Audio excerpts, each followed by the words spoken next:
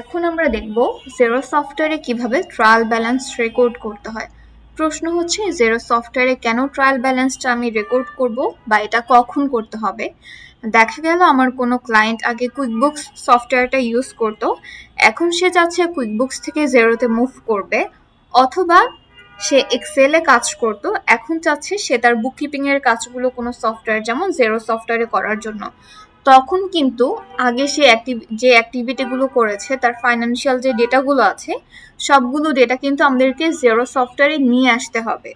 এবং এই যে অসংখ্য ডেটা আমরা ডেটাগুলো নিয়ে আসবো আমরা ট্রায়াল ব্যালেন্সের মাধ্যমে, এবং সবগুলো ডেটা আমরা একটা ডেটে অ্যাড করব এবং ডেটটা হবে ওপেনিং ব্যালেন্স ডেট হিসেবে সবগুলোকে কাউন্ট হবে।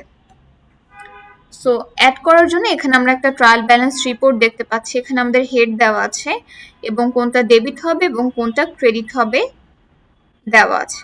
তো আমরা খুব ইজিলি ডেবিট ক্রেডিট অ্যামাউন্টগুলো এবং হেডগুলো দেখে দেখে বসাতে পারবো। কিন্তু আমরা যদি একটু লক্ষ্য করি এখানে অ্যাকাউন্টস রিসিভেবল দেওয়া আছে এবং এখানে অ্যাকাউন্টস রিসিভেবলের একটা টোটাল আমরা অ্যামাউন্ট দেখতে পাচ্ছি 2,30,000 পাউন্ডস। এখানে কিন্তু একজন ব্যক্তির না, এখানে কয়েকজন কাস্টমারের কাছ থেকে টাকাগুলো কালেক্ট করা হয়েছে, কালেক্ট করে এই টোটাল অ্যামাউন্টে এসেছে। এখন কোন কোন কাস্টমারের কাছ থেকে অ্যাকচুয়ালি টাকাগুলো কালেক্ট করে টোটাল অ্যামাউন্টটা হয়েছে এটাও কিন্তু আমাদেরকে এন্ট্রি করতে হবে। এটা যদি আমরা এন্ট্রি না করি সেক্ষেত্রে কিন্তু আমরা নেক্সট স্টেপে যেতে পারবো না। এরপর যদি আমি অ্যাকাউন্টস পেয়েবলে চলে আসি, এখানে 1,80,000 পাউন্ডস দেখতে পাচ্ছি।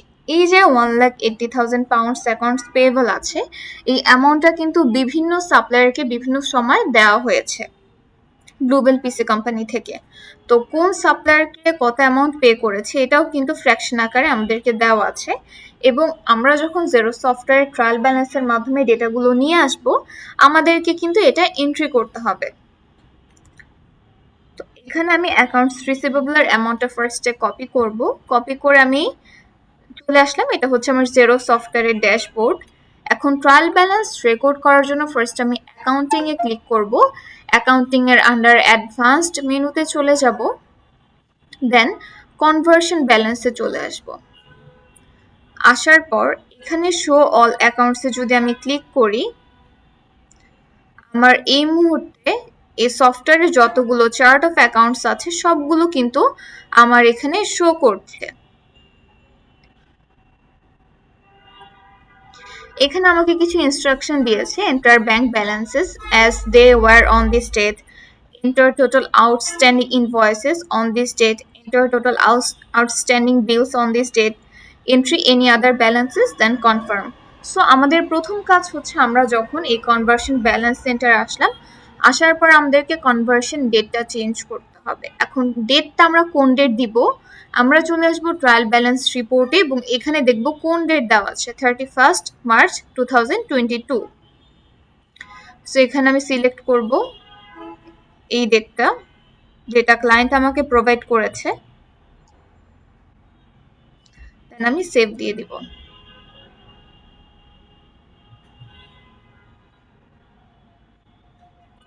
সো আমার প্রথম কাজ শেষ, আমি ডেট চেঞ্জ করেছি।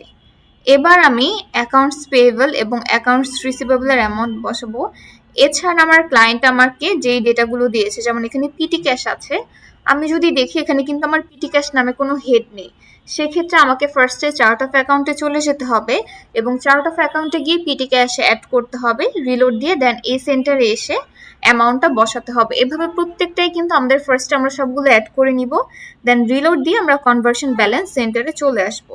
সো আমি জাস্ট আপনাদেরকে অ্যাকাউন্টস রিসিভেবল এবং অ্যাকাউন্টস পেয়েবলটা করে দেখাবো, বাকিগুলো আপনারা করতে পারবেন।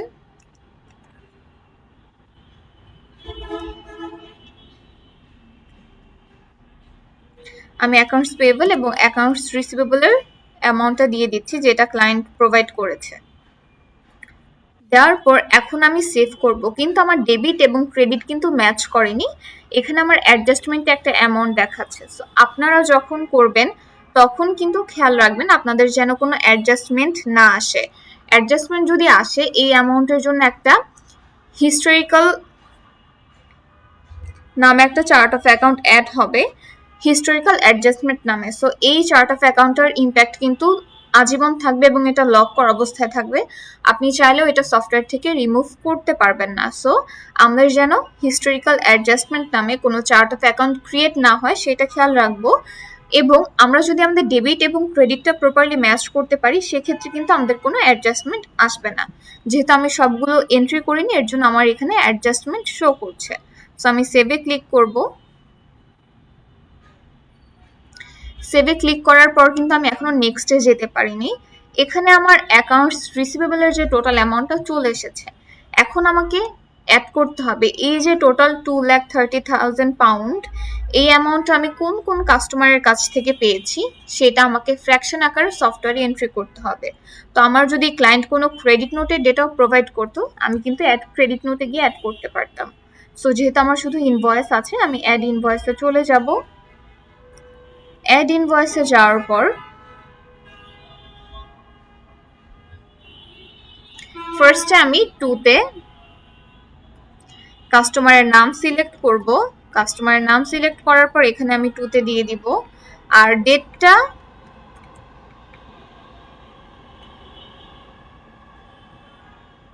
আর এখানে যে ডেটটা আছে আর আমার যে ট্রায়াল ব্যালেন্সের ডেট আছে এটা কিন্তু অলওয়েজ সেম হবে। আমি অ্যামাউন্টটা কপি করলাম, দেন এখানে একটা ডিউ ডেট দিয়ে দিচ্ছি আমি। এখানে ডেসক্রিপশনে আমি লিখবো ওপেনিং ব্যালেন্স।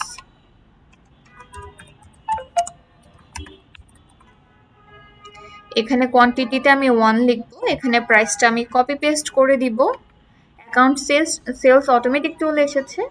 আচ্ছা, এখানে কিন্তু আমাদের কোনো ট্যাক্স দেওয়া যাবে না। এখানে অলওয়েজ আমরা নো ভ্যাট দিব। আমি যদি এখানে কোনো ট্যাক্স দেই সেক্ষেত্রে কিন্তু আমার অ্যামাউন্টটা চেঞ্জ হয়ে যাবে, আমার কিন্তু ট্রায়াল ব্যালেন্স ম্যাচ করবে না। সো অলওয়েজ আমরা এখানে tax exempted, zero rated or no VAT দিয়ে এটা আমরা করব। সো আমার এটা অ্যাড করা ডান। এখন আমি সেভ অ্যান্ড অ্যাড অ্যানাদারে ক্লিক করে আমি আরেকটা অ্যাড করব। সো আমার প্রথম ইনভয়েসটা সেভ, দেন আমি সেকেন্ড ইনভয়েসে চলে যাব। আমি এটা কপি করলাম, কপি করার পর আমি পেস্ট করে দিব।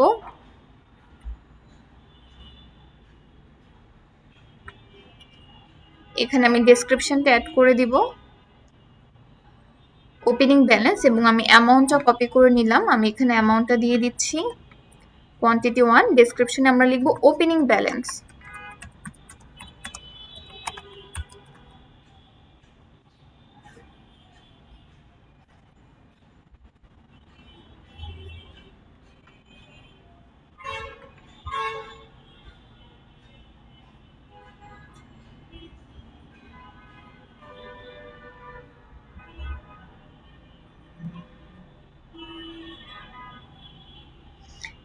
এখন এটা আমি সেভ করে দিব। আচ্ছা, এখানে আমি ডিউ ডেট দিয়ে নিচ্ছি।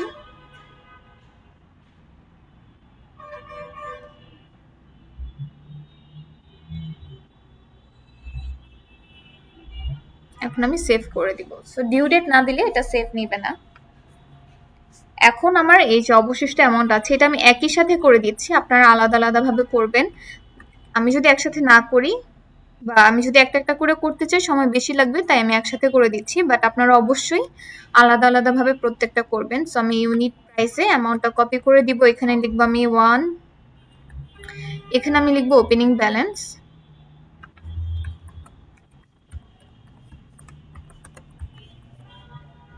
এখানে আমি অ্যাড করে দিব নো ভ্যাট। এখানে একটা ডিউ ডেট অ্যাড করে দিব।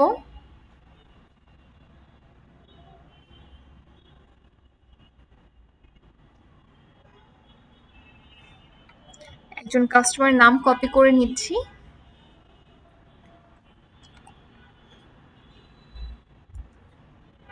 আমার সব ইনফরমেশন দেওয়া শেষ, এবার জাস্ট আমি সেভে ক্লিক করব।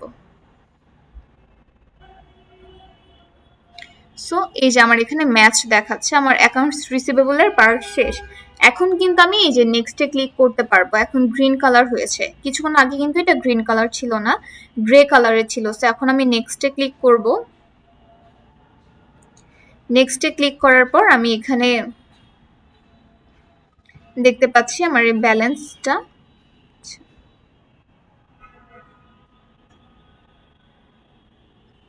এখানে আমার টোটাল অ্যাকাউন্টস পেবলের ব্যালেন্স দেওয়া আছে। এখন এই ব্যালেন্সটা আমি কোন কোন সাপ্লায়ারকে পে করেছি সেটা আমাকে এন্ট্রি করতে হবে। সো ফার্স্টে আমি অ্যাড বিলে চলে যাব। অ্যাড বিলে যাওয়ার পর আমি ট্রায়াল ব্যালেন্সে চলে আসব। এখানে আমি সাপ্লায়ারের নাম কপি করলাম। কপি করার পর এখানে আমি সাপ্লায়ারের নাম দিয়ে দিয়েছি। দেন ডেসক্রিপশনে লিখব ওপেনিং ব্যালেন্স,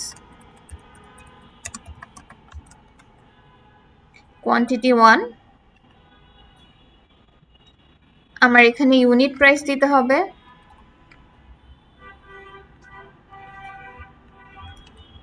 ইউনিট প্রাইসটা কপি করে নিলাম।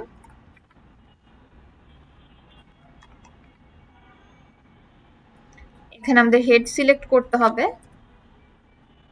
Cost of goods sold. Tax rate অবশ্যই আমাদেরকে নো ভ্যাট দিতে হবে। এবং এখানে যে অ্যামাউন্টটা আছে এটা আমি কপি করব। কপি করে আমি টোটালের কলামে এটা পেস্ট করে দিব।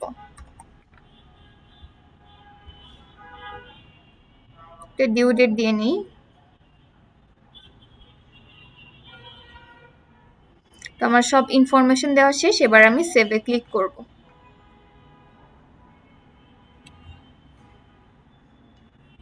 সো আমি পরবর্তী টোটাল ব্যালেন্সটা একই সাথে অ্যাড করে দিচ্ছি, বাট আপনারা আলাদা যখন করবেন আলাদা আলাদা প্রত্যেকটা সাপ্লায়ারের নামে নামে করবেন। আমি এখানে অ্যামাউন্ট ইউনিট প্রাইসটাতে কপি করে দিচ্ছি, কোয়ান্টিটি 1, ডেসক্রিপশন ওপেনিং ব্যালেন্স,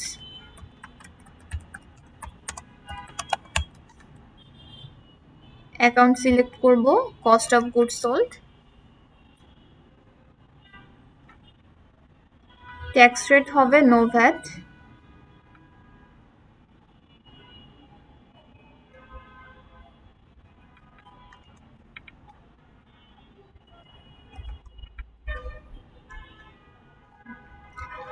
এখানে একটা ডিউ ডেট দিয়ে নিব।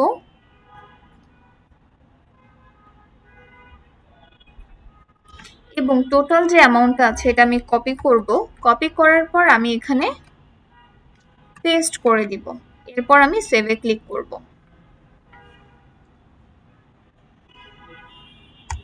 দেন আমি নেক্সটে ক্লিক করব।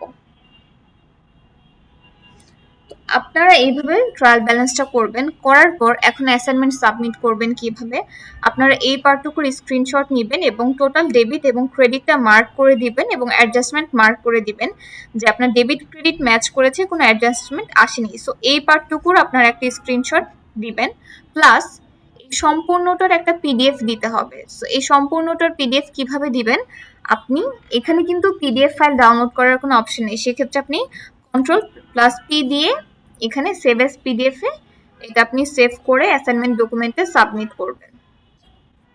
সো এটা আমি সেভ দিয়ে দিচ্ছি।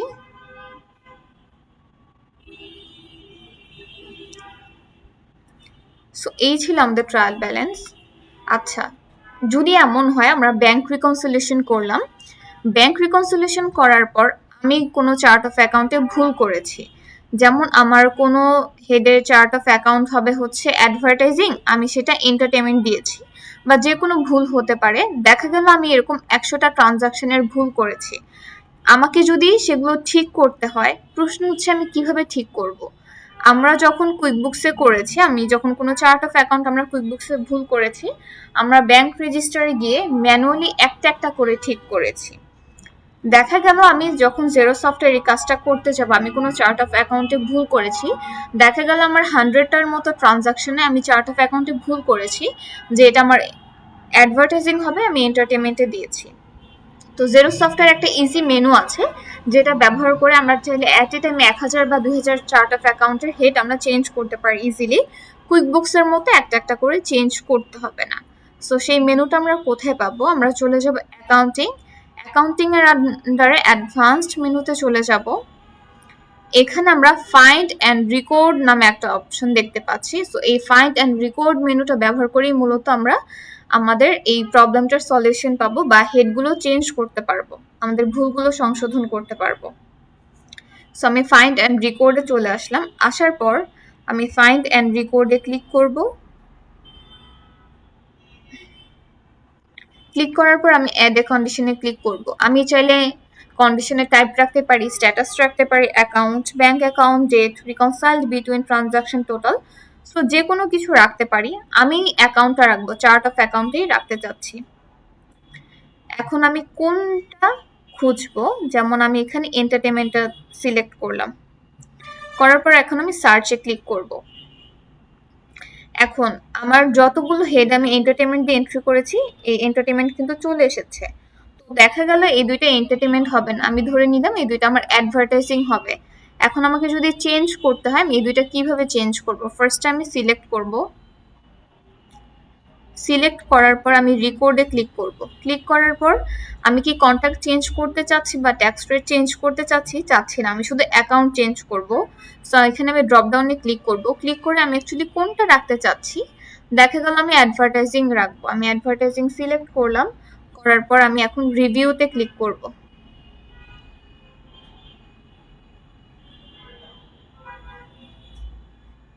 এই যে আমার দুইটার হেড কিন্তু চেঞ্জ হয়ে গিয়েছে। আচ্ছা, একটু রিলোড।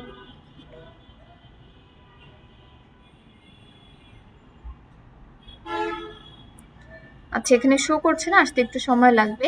এভাবেই হচ্ছে আমরা ফাইন্ড অ্যান্ড রিকর্ডে গিয়ে আমরা যদি কোনো চার্ট অফ অ্যাকাউন্ট ভুল করে থাকি, সেটা কিন্তু আমরা ঠিক করতে পারি।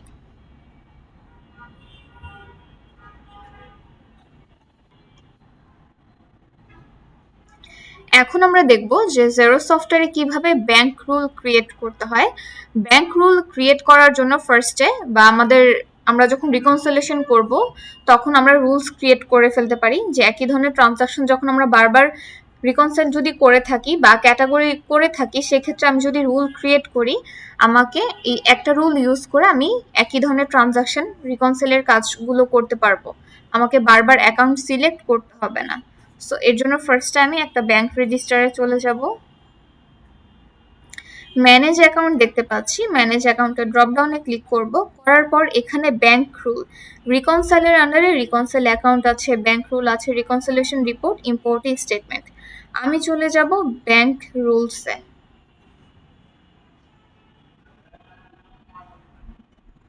সো আমি ব্যাংক রুলসে চলে আসার পর আমি ক্রিয়েট রুলে ক্লিক করব। এখন আমি স্পেন্ড মানির জন্য রুলটা ক্রিয়েট করব। অ্যাপ্লাই এ ব্যাংক রুল। এখন আমি কি ম্যাচ করতে চাচ্ছি, আমি কি যে কোনো কন্ডিশন ম্যাচ করব নাকি অল কন্ডিশন ম্যাচ? তো আমি আমার মতো করে যে কোনো একটা রাখতে পারি। আমি অল কন্ডিশন ম্যাচে ক্লিক করলাম। করার পর আমি কোনটার সাথে ম্যাচ করব, আমি যেমন এখানে আমি ডেসক্রিপশনের সাথে ম্যাচ করব। এখন এখানে এখানে আমি সিলেক্ট করব কন্টেন্টস। এখানে আমাকে একটা ভ্যালু দিতে হবে, এটা সংখ্যা হতে পারে, কোনো নাম্বারও হতে পারে। যেমন আমি এখানে 3 দিলাম।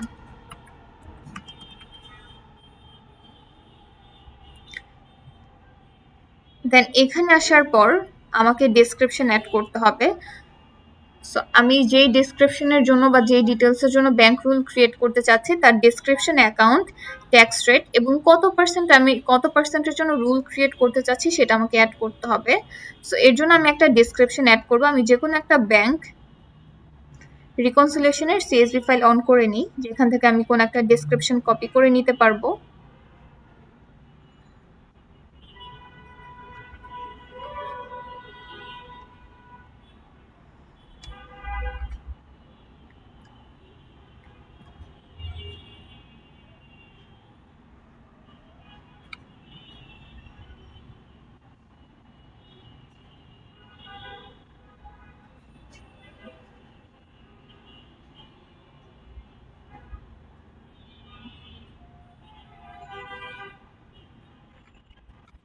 সো এটা আমি কপি করলাম। কপি করে ডেসক্রিপশনটা কপি করে আমি এখানে পেস্ট করে দিব। এখন আমি অ্যাকাউন্ট সিলেক্ট করব।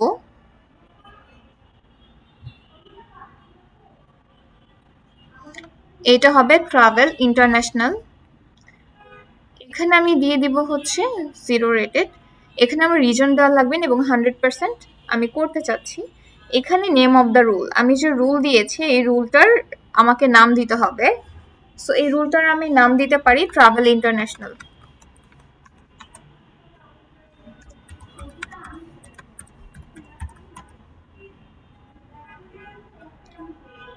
দেন আমি এটা সেভ করে দিব। আচ্ছা, এখানে আমাকে একটা কন্টাক্ট নেম দিতে হবে।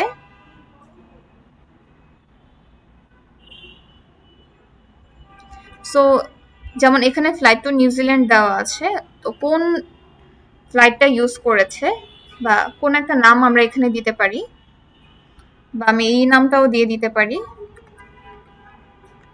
আমি এখানে দিয়ে দিলাম। দেন আমি এখন সেভে ক্লিক করব। আমার কিন্তু এই যে ট্রাভেল ইন্টারন্যাশনাল আমার কিন্তু ব্যাংক রুল ক্রিয়েট হয়ে গিয়েছে। তো এভাবেই আমাদের জেরো সফটওয়্যারে ব্যাংক রুল ক্রিয়েট করতে হবে।